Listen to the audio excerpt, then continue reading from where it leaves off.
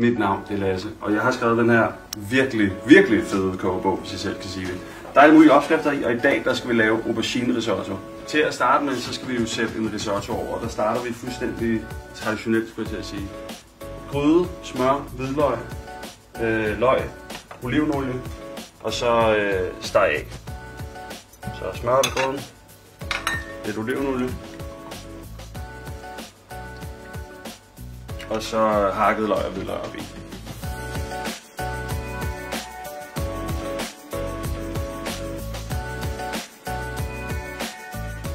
Okay, vi har løg i gryden nu, og nu kommer hvidløg i gryden, og så skal det bare lige stege af.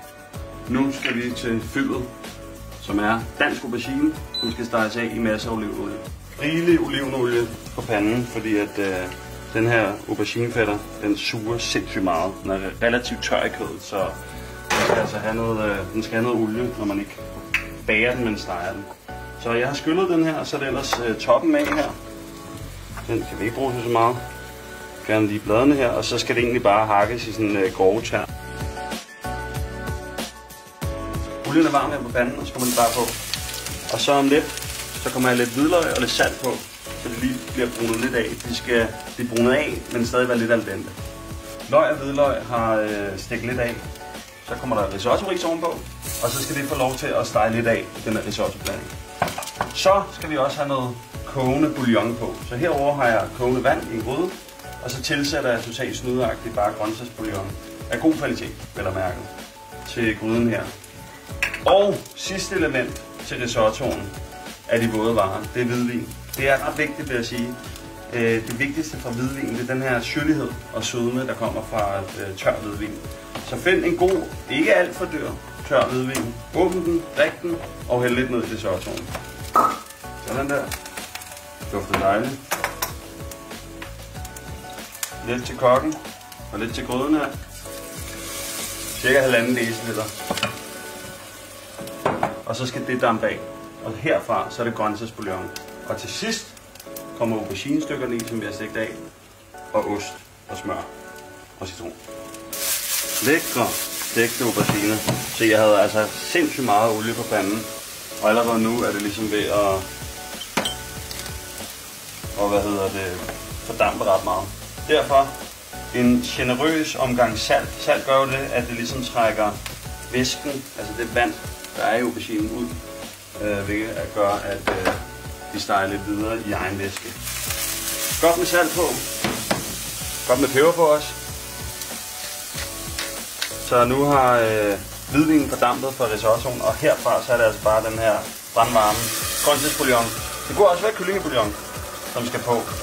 Og nu er det altså bare om at være totalt over risottoen, så den hele tiden løbende får suget den her varme bouillon. De her auberginer er ved at få lidt farve og stikke lidt af. De har fået salt og peber, og så får de også lidt hvidløg. Hvidløg steger jo ret hurtigt af, så det skal ikke have alt for meget varme. Så det er bedre lige at vente lidt med at smide dem over panden. Du kender det godt. Du har en tør brødrest, som du ikke ved, hvad du skal bruge til. Den kan altså transformeres til fantastiske croutons. Så lidt meget olivenolie på, og så lidt salt, og så bare i ovnen 10 minutter, så det bliver helt sprøde.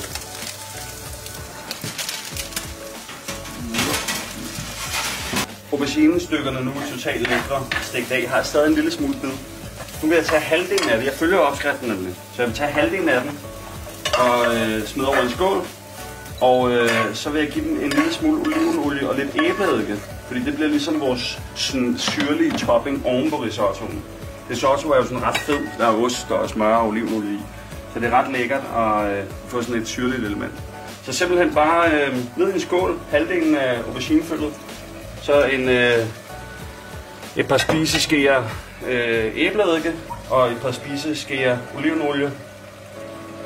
Og så har vi ligesom sådan en frisk, syrlig aubergine-topping til risottoen. Vi er faktisk ved at være færdige med risottoen. Den er stadig lidt al dente. Så jeg lader lige aubergine komme med i her som vores fyld.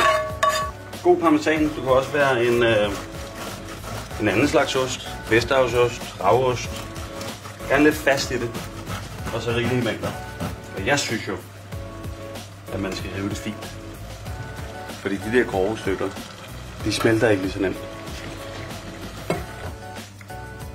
Husk at smage på risottoen løbende, og selvfølgelig helt til sidst.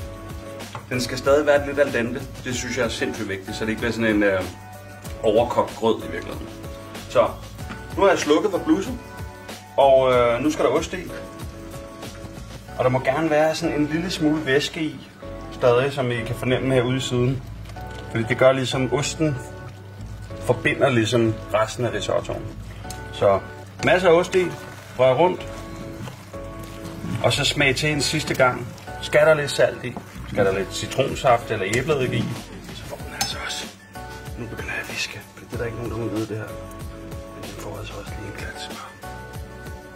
Det kan den godt. Det er et secret tip. Det står ikke i opskriften. Croutonnerne er færdige. Risottoen er også færdig. Toppingen er klar. Så nu skal vi egentlig bare gøre det, man inden for kokkebranchen kalder for plating. Og det er egentlig bare, at man anretter grød. Så risottoen op her. Så kommer der lidt af de her, man kan godt kalde det stegte, men også sådan lidt let syltede auberginer også på toppen her. En lille håndfuld croutonner. En stor håndfuld ost. Og lidt til det sunde. Lidt friske basilikum. Og måske også et lille skvært olivenolie til sidst. Det kunne også være trøffelolie. Og så kan jeg godt lide, at der kommer lidt sort peber ovenpå. Voilà! Aubergine risotto.